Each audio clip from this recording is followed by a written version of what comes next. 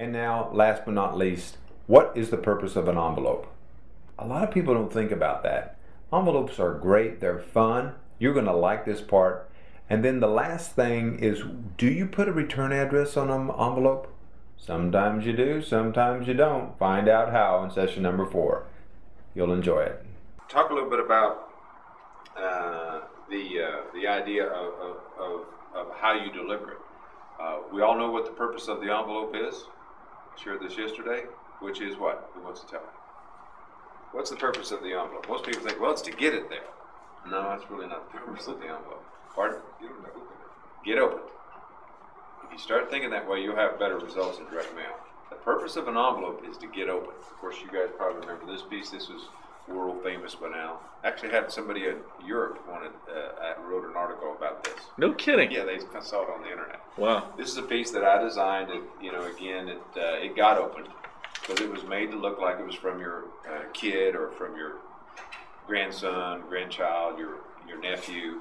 I mean, why would it do that? Because you can see every word is written in a different letter of color, Crayola. The stamps are crooked like a kid would do. There's no return address. And then it's lumpy. You probably can't tell it, but there's something in it, so people opened it. In fact, when they opened it, they all huddled around at the office because they wanted to see what did Susie get. And inside was a total piece on a coloring contest and all about what we were doing. So the purpose of an envelope is to get open, and you can do that a number of ways. If you're mailing to a group of people that don't know you, I highly recommend that you do not put a return address on it. And why would you do that? How do people do their mail? How do you do your mail? They sort with the trash can, right? If they know. A lot of times over the trash can, but it's called the 2-pile. Okay, you go through, keep, trash, keep, trash. Now some people have a 3rd pile. You know what the 3rd pile is? Save for later. That's right, later pile. That's kind of interesting. I might read that later if I have time. But at least you want to at least make one of those 2 piles. And one of the ways to do that is with the envelope, or here's the case with the postcard that has an active little tear off. It's an action where you get involved, an involvement type piece.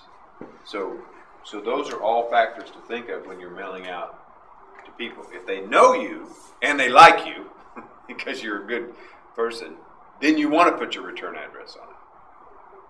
Another real simple tip, if you're thinking about a direct mail and you haven't done it before, try an invitation mailing. Your postcard, your mailing should be the size of an envelope, okay? Because, size of an envelope, size of an envelope that you would send out for a greeting card. Because it makes you think that when I get that, that's probably from somebody that's invited me to a wedding, or it's my birthday. I don't think it's my birthday. Somebody just likes me. That's going to have a high open rate. An invitation. Now inside it could be an invitation to come to Machino's for the open house that we're having, or something else. The event. An invitation to find out about the new baby product because you just had a baby. Congratulations. So invitations are very effective as well. Now, would you put the return address on that? It depends. If you're sending to somebody that knows you and they like you, you might, but probably not. Because your curiosity would be that you want them to get it open to you.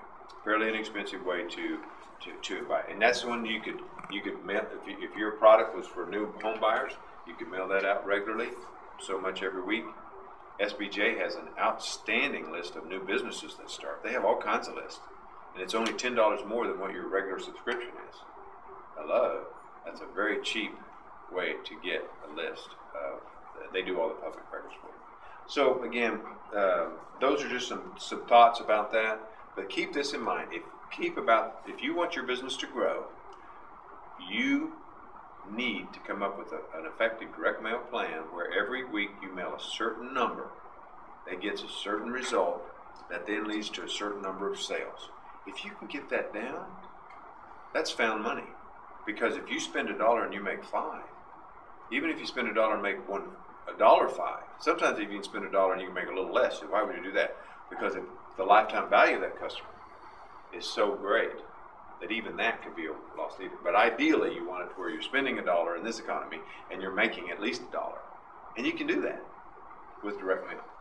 It's like having a salesperson that you don't have to feed or listen to. That's probably a good name. That's good. Hey, everybody, what questions do we have for Steve? Now's the time to pick his brain. He has a wealth of direct mail knowledge and also knowledge about raising sheep. So if you want to Yeah. switch them in. Here's one we did that's real fun. It's a wallet. You can mail a wallet through the mail, and it's like we found your wallet. It was a reactivation program. We found your wallet. We've been looking for you. We haven't found you yet.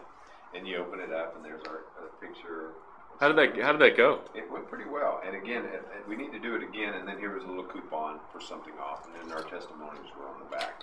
$33 off. I like that. Yeah. Yeah. A weird number is Yeah, good. yeah. Grabs people's attention. Okay, so.